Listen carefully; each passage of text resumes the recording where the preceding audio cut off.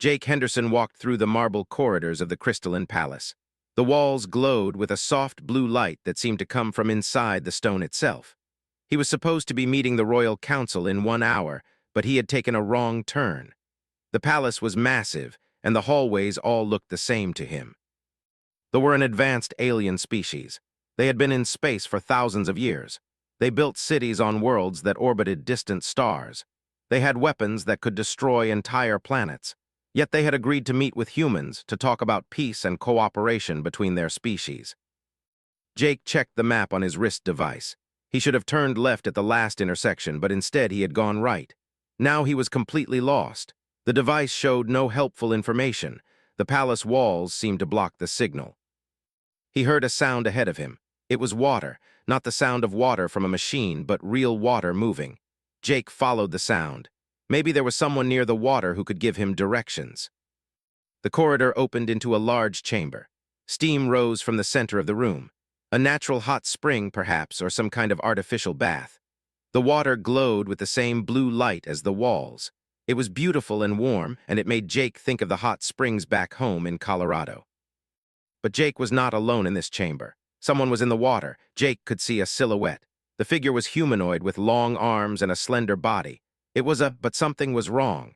There was making sounds, not words, not the formal communication that always used with humans.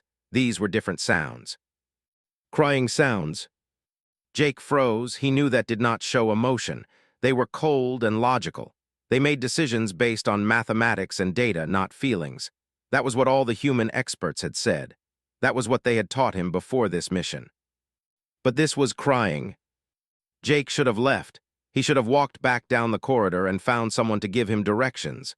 He should have never seen this moment, but instead he stepped forward. The in the water suddenly turned. 2 large eyes, dark and reflective like black mirrors, looked directly at Jake. The skin was pale blue, almost white. Her body was thin and graceful. Around her neck she wore chains made of crystal and light. For a moment neither of them moved. Neither of them spoke. The female pulled herself out of the water. She moved with liquid grace. Water dripped from her skin, and the drops glowed as they fell, creating small pools of blue light on the stone floor. Jake expected her to call guards. He expected her to demand that he leave. He expected her to treat him the way all treated humans. They were polite, but distant. They made it clear that humans were young and foolish compared to their advanced civilization. Instead, the female looked at him with those dark eyes, and she spoke. "You should not be here," she said. Her voice was soft. It was not the formal, emotionless tone that used. It carried something else. Fear, perhaps, or sadness. "I took a wrong turn," Jake said. "I'm sorry, I did not mean to intrude." The female looked at the corridor behind Jake, as if checking to see if anyone else was there. Her wet skin gleamed in the blue light. "I am Lyra," she said, "daughter of the Emperor." Jake's heart jumped. This was not just any. This was the princess, the most important person in the entire civilization besides the Emperor himself. "I am Captain Jake Henderson," he said. "A human diplomat. I apologize for—" "You must tell no one that you saw me here," Lyra said, interrupting him. "You must tell no one that you saw me like this." "I understand," Jake said. "I will forget this moment. I will act as if I never came to this chamber." But Lyra shook her head slowly. "No," she said. "You cannot just leave, not now. I have been alone with this knowledge for too long. I cannot carry it anymore. I need someone to know. I need someone to understand what my people have done." Jake did not know what to do. This situation was strange and dangerous. If anyone discovered that he had been alone with the princess, it could cause a major political incident. His superiors had warned him to be careful. One mistake could end the peace negotiations before they even began. But he also saw something in Lyra's eyes that made him stay. He saw pain, real pain, the kind that comes from knowing something terrible and being forced to keep it secret. "What have your people done?" Jake asked. Lyra wrapped a blue cloth around her body. Her hands were shaking. She walked to a stone bench and sat down. "Do you know about the colony on 442B?" she asked.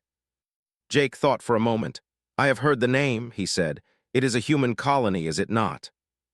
"No," Lyra said. "It is not a human colony. The beings who live there are called the Tarims. They are not human. They are not. They are simply people who built a civilization on that world. They were peaceful. They wanted nothing from the galaxy except to be left alone. Jake sat down on the stone floor, across from Lyra. "What happened to them?" he asked. "My father sent scientists there," Lyra said. "Not to help them, not to meet them. He sent them to study them. He wanted to understand their biology. He wanted to learn if they could be used for something, if they could be made into weapons, if they could be changed into something that serves the Empire." Jake felt cold. This was not the first time he had heard stories like this. Powerful civilizations often treated weaker ones with cruelty, but he had hoped there were better than that. "How many are there?" Jake asked. "Thousands," Lyra said. "Maybe tens of thousands. They are being held in facilities beneath the ground. They are being tested. They are being hurt. And my father does not see them as alive. He sees them as materials, as tools for expanding power." Lyra's eyes filled with tears again. She did not try to hide them this time. "I have been communicating with some of them in secret," she continued. "Through hidden channels, they are suffering, they are dying, and nobody is stopping it. Nobody is trying to save them. My people just keep experimenting, keep destroying them, and nobody cares." Jake knew this was a moment that would change everything. He was a human diplomat. He had been trained to follow orders and support his government's interests. But this was not about politics anymore. This was about people being hurt. This was about right and wrong. "I will help you," Jake said. Lyra looked at him with surprise. "You would do that? You would risk everything to help beings you do not even know? You would betray your own mission?" "I would not be betraying my mission," Jake said. "I would be fulfilling it. Peace is not just about treaties and agreements. Real peace means stopping suffering. It means doing what is right, even when it is hard." Lyra nodded slowly. For the first time, there was a small light in her dark eyes. Hope, perhaps, or the begin. Jake sat in the darkness of a small storage room deep within the palace. Lyra had led him through hidden passages that only the royal family knew about. The passages were narrow and cold. They went down and down, deeper into the earth beneath the crystalline palace. Lyra had a small light device. It showed her the way. Jake followed close behind her. He could hear his own breathing. He could feel his heart beating fast in his chest. This was madness. He was breaking every rule of diplomacy. He was taking sides against the Empire. If he was caught, it would destroy the peace negotiations. It might even start a war. But he could not turn back now. The storage room was filled with medical equipment. Equipment that Jake recognized from his training. Scanners, devices for taking genetic material, machines for monitoring vital signs. All of it the kind of technology that would be used to conduct experiments on living beings. Lyra placed a data device on the small table in front of them. The device was old and worn, hidden and used carefully over a long time. "This contains everything," Lyra said. "Thousands of files, records of every subject they have tested, every procedure, every result, everything." She pressed her finger to the device. The screen lit up. Images began to appear, photographs, charts, data. Jake looked at the first image and had to turn away. It showed a creature that was not quite human but similar. The being had skin that was pale and marked with injuries. Equipment was attached to its body. Wires and tubes and machines that served no purpose except to cause pain. "I cannot look at these," Jake said. "You must," Lyra said, her voice hard and clear. "You asked for the truth. This is the truth. This is what my people do to those they consider weak. This is what science becomes when you remove mercy from the equation." Jake forced himself to look again. He studied the images, the data, the reports written by scientists who described the pain and suffering of their subjects in cold, technical language. There were records of experiments that lasted for weeks, records of subjects who died during the procedures, records of new subjects being brought in to replace those who had died. They had created an endless cycle. They were not trying to help the Tarims. They were trying to understand how much damage a living being could endure. "How many?" Jake asked again, but this time he did not want to know the answer. "Over 30,000 subjects," Lyra said. "From the time my father decided to open the facility until now, some have died, some have been released, some are still there in the lower chambers, still being tested." Jake closed his eyes. 30,000 beings, 30,000 lives destroyed or changed forever. "Your father knows about this," Jake said. It was not a question. "He ordered it," Lyra said. "He believed it would lead to great discoveries. He believed that understanding their biology would give us the secrets to extending our own lives. He believed that the Tarims were not intelligent enough to matter. "And what do you believe?" Jake asked. "I believe he is wrong," Lyra said. "I have been communicating with some of the survivors, the ones who were released. They are intelligent, they have families, they have dreams and hopes. They are not so different from us, and they did nothing to deserve what happened to them." Jake opened the communication log on the data device. He saw messages between Lyra and several Tarims. The messages were carefully encrypted and hidden. Lyra had risked her own safety to communicate with them. She had promised to help them. "How long has this been happening?" Jake asked. 7 years, Lyra said. "Since before I was old enough to have any real power in the government. I only discovered it 3 years ago by accident. I found one of the survivors in the lower gardens. She was trying to escape. I helped her. She told me what had happened to her people. At first, I did not believe her. I thought she was lying. I thought the scientists would never do something so cruel. But then I found these records, and I knew she was telling the truth." "Why did you not tell anyone?" Jake asked. "Who would I tell?" Lyra said. "My father ordered this. My mother supports his decisions. The military is loyal to him. The Council of Scientists benefits from the research. If I had told anyone, they would have hidden the evidence. They would have destroyed the records. They would have killed the survivors to cover up what they had done. And they would have killed me for threatening their power." Jake understood now. Lyra was trapped. She could not act alone. She could not go to the authorities because the authorities were complicit in the crimes. She needed help from outside her own civilization. She needed help from a human. "What do you want me to do?" Jake asked. "I want you to help me rescue them," Lyra said. "I want you to take this evidence to your superiors. I want the entire galaxy to know what my people have done.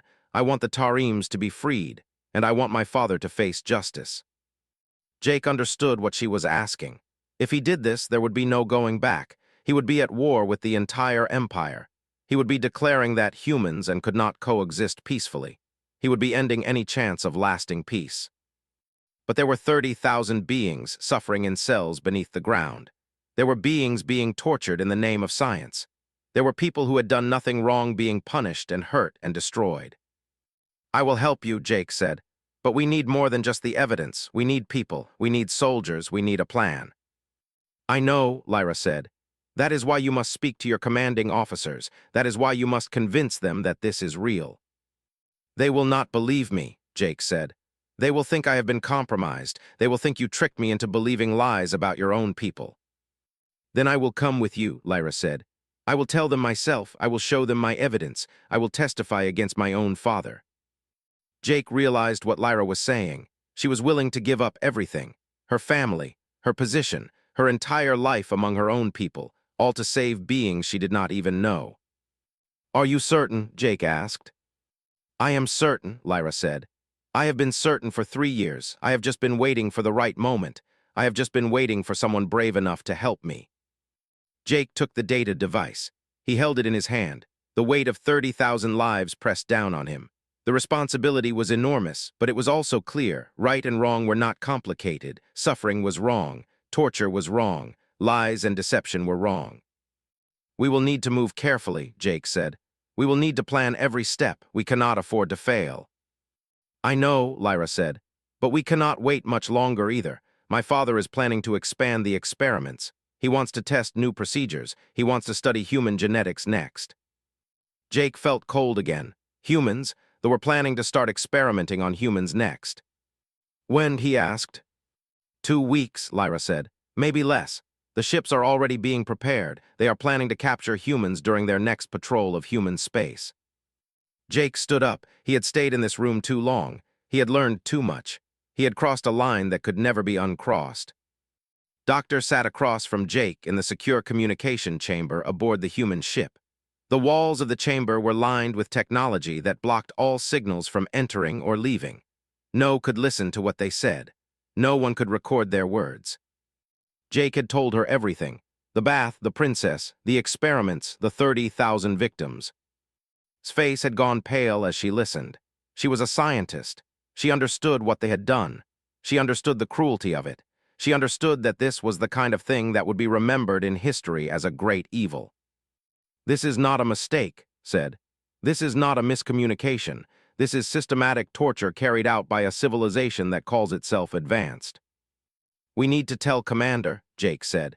We need to make a plan to rescue the survivors and free the remaining prisoners. It will not be that simple, said. Is a military officer. He follows orders. If we go to him without evidence, he will send us back to Earth and report us to the government. He will say we have been compromised by propaganda. We have evidence, Jake said. The data, device, the records, everything. Evidence that was given to us by the princess, said.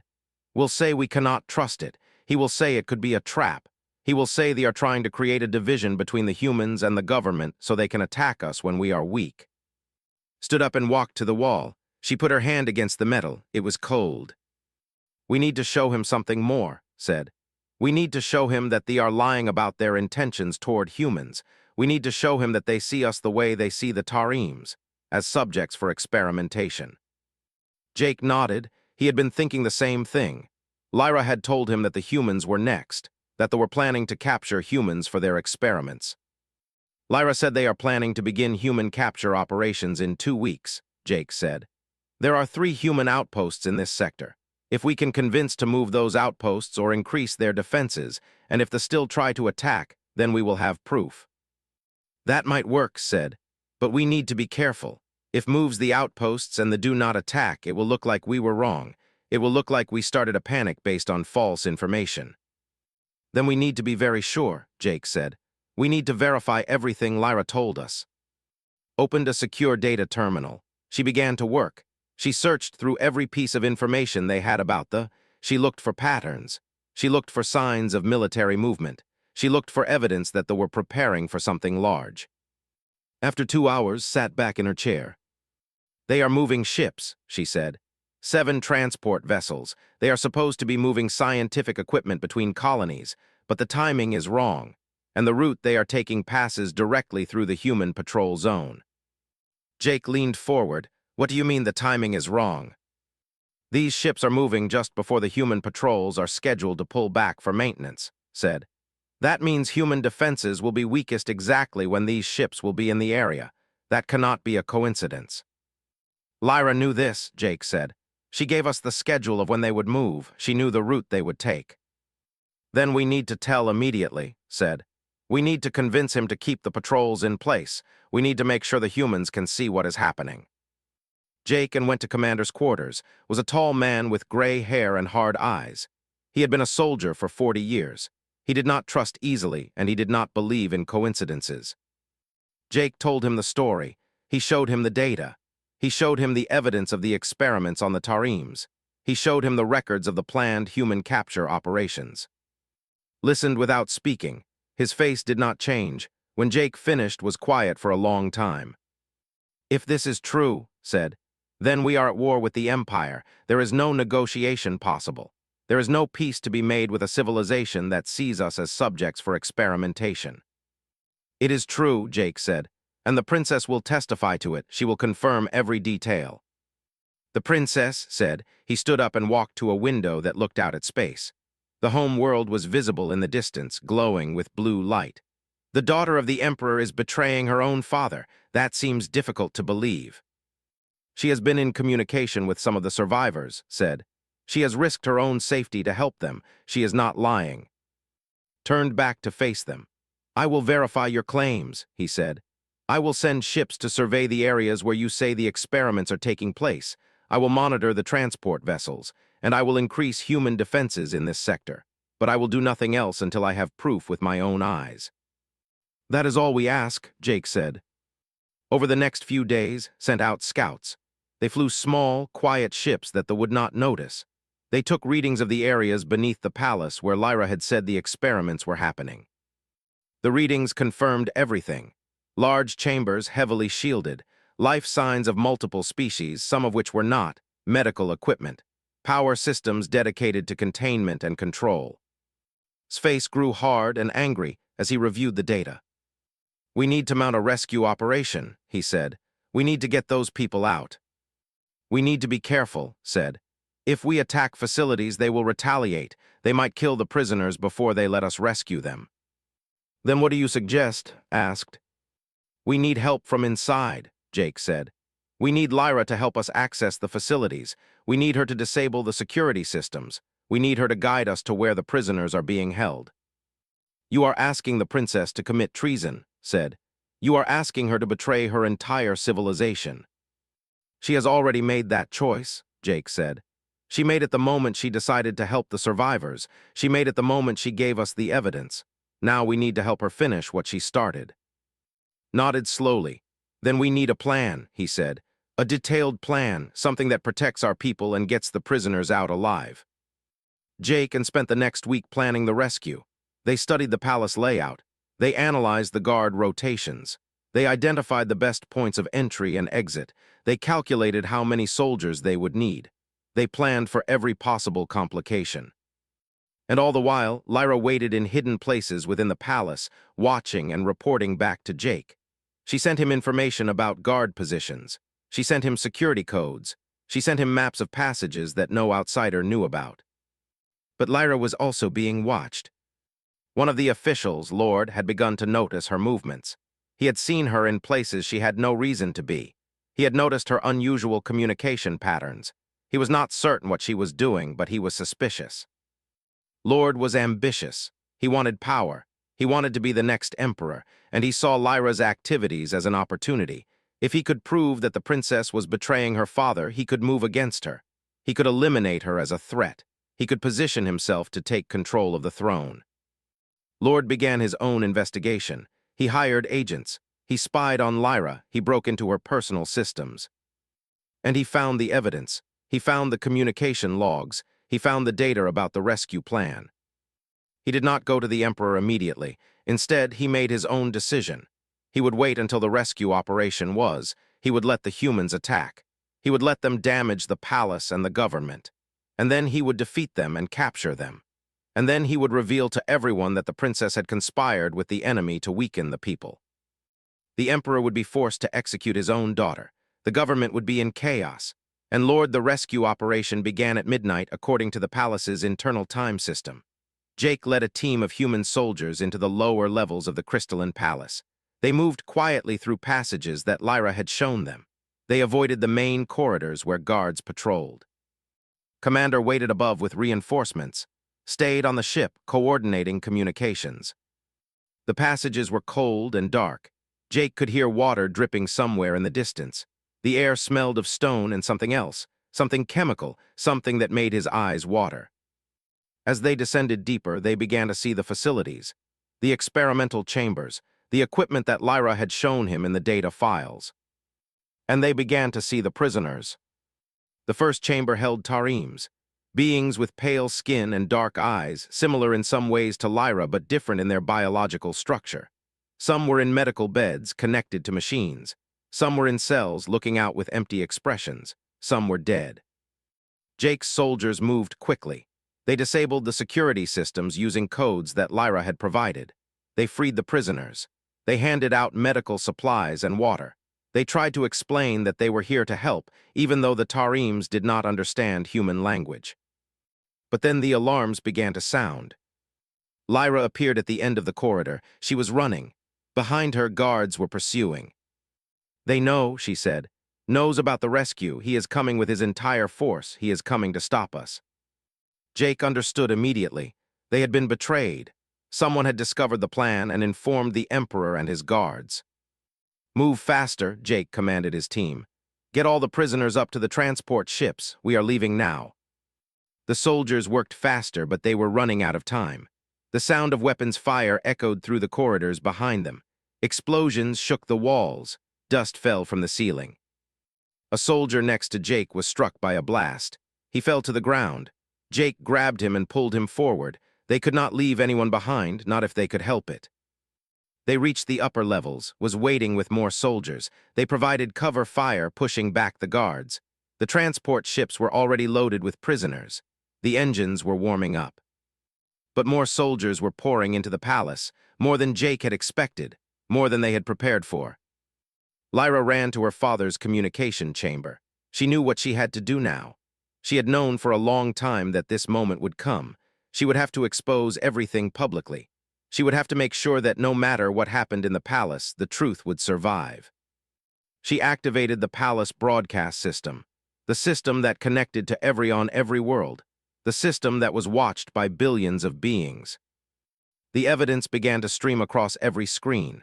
Images of the experiments, records of torture, video of the Tarims being hurt and killed, document after document of the Emperor's authorization and approval. The civilization froze as the information reached them. Scientists, soldiers, government officials, ordinary citizens, all of them saw what their leaders had done. All of them saw the cruelty. All of them saw the lies. In the capital city, protests erupted immediately. Citizens demanded answers. They demanded that the emperor step down. They demanded justice. In the military bases, soldiers began to refuse orders. Officers started to question their commands. Divisions opened up between those who wanted to continue fighting for the emperor and those who wanted him removed from power. In the government, council members began to turn against each other. Some sided with the emperor. Some sided with Lyra. Some tried to remain neutral and protect themselves. But the most important thing was that the truth was public now. No one could hide it. No one could claim it was false. Everyone in the civilization knew what had been done to the Tarims. Everyone knew that the emperor had ordered the experiments. Everyone knew that their entire civilization was built on cruelty and deception. Lord realized that his plan had failed. He had wanted to let the rescue happen so he could position himself as a hero, but now the exposure had destroyed the emperor's authority without help.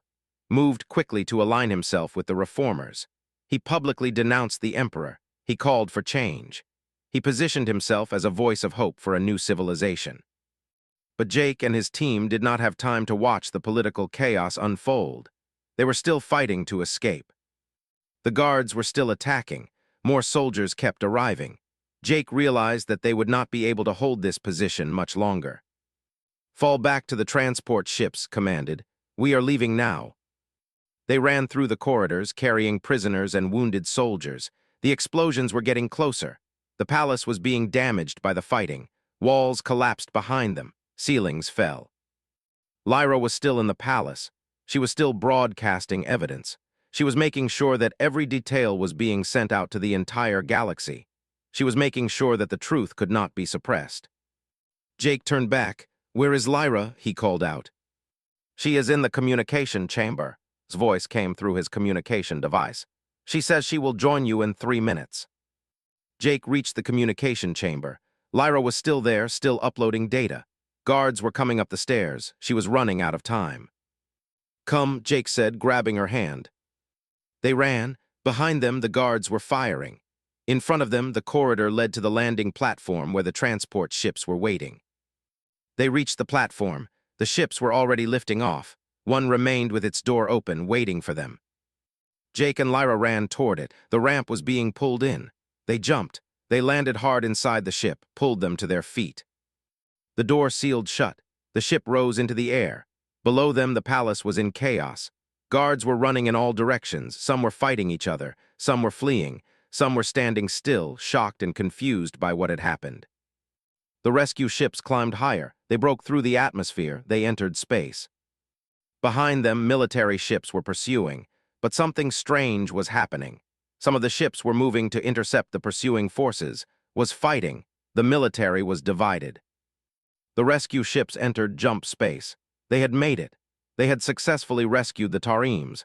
They had successfully exposed the Emperor's crimes to the entire galaxy. But the price had been high. Soldiers had died. Tarims had been left behind in the facilities, and Lyra had given up everything. She had betrayed her entire civilization. She had made enemies of everyone she had ever known. As the ships traveled through jump space back toward human territory, Lyra stood at a window looking out at nothing. Jake came and stood beside her. "Your people will tear themselves apart," Jake said. "This will lead to war, civil war." "I know," Lyra said, "but it needed to happen. We could not continue as we were. We could not continue to hide from what we had become." "Do you regret it?" Jake asked. Lyra looked at him. "No," she said. "I regret that it took so long. I regret that so many had to suffer before someone finally acted. But I do not regret exposing the truth. The truth is more important than my comfort or my safety or my position." Jake nodded. He understood. The mission had succeeded, but the consequences would reshape the 6 months after the rescue. The Empire was a different place. The Emperor had been removed from power. Civil war had torn through their civilization. Cities had been destroyed. Millions had died in the conflict between those who wanted to continue the old ways and those who wanted to build something new. But change had come. A new government had formed. Young leaders who believed in ethics and coexistence had taken control. They had shut down the experimental facilities. They had freed all remaining prisoners. They had opened their records to the galaxy so that every civilization could see what had been done and learn from the mistakes. Lord had been tried and convicted of his role in planning to exploit the chaos. He was imprisoned, and many believed he would never be released. The Emperor had been tried as well. He had been convicted of crimes against the Tarims and against humanity. He was now in a secure facility, spending the rest of his life thinking about what he had done. And Lyra had become something unexpected. She had become a symbol of change, not just but for the entire galaxy. She had shown that one person with courage could change an entire civilization. She had shown that ethics and mercy were not signs of weakness but signs of strength. Jake stood in the medical bay of the ship with Doctor. Around them, the rescued Tarims were recovering. Many had physical injuries. Many had psychological wounds that would take years to heal. But they were alive. They were free. They were being given a chance to rebuild their lives. One of the Tarims, a male named, approached Jake. Had been one of the first subjects in the experimental program. He had been tortured for 3 years, but he had survived, and he had become a voice for his people. Through a translator device spoke. "I want to thank you," he said. "You came into our darkness and brought light. You risked your life for beings you did not know." Jake felt something in his chest, emotion, the kind that could not be ignored or pushed away. "I did what was right," Jake said, "nothing more." "That is everything," said. "For too long, being right has not been enough to make anyone act. You proved that it is possible to care. It is possible to sacrifice. It is possible to choose mercy over comfort."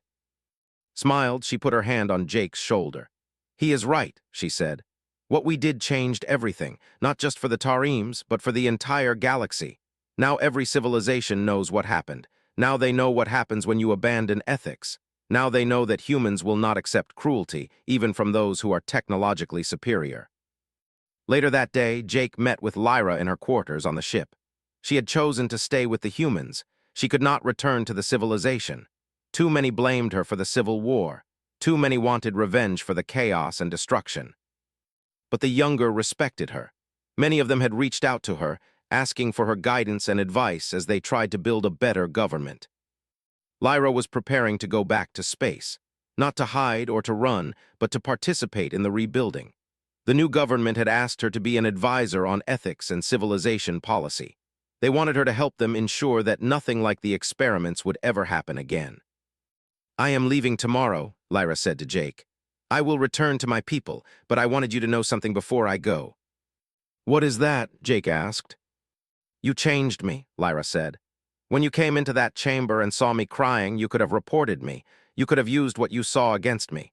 But instead, you chose to trust me.